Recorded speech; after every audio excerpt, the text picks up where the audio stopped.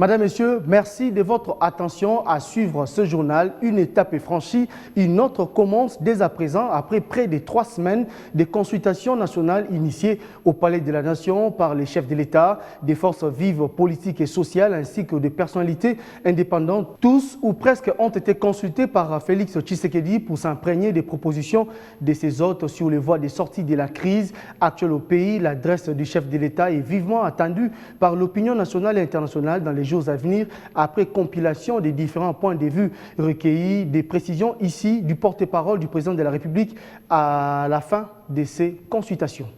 Nous voici au terme de ces consultations initiées par Monsieur le Président de la République le lundi 2 novembre dernier.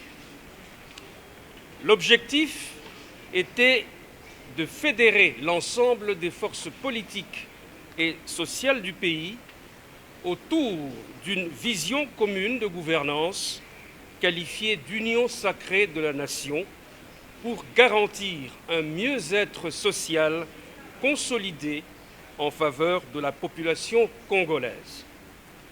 Le président de la République a invité un large éventail de ses concitoyens, au nombre desquels les forces politiques et sociale dans toute leur diversité. Le chef de l'État a reçu personnellement et sans intermédiaire ces différents interlocuteurs en leur accordant une attention soutenue.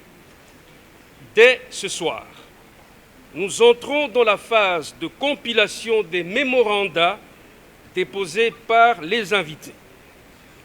Le président de la République tient à remercier sincèrement toutes celles et tous ceux qui ont répondu favorablement à son appel patriotique.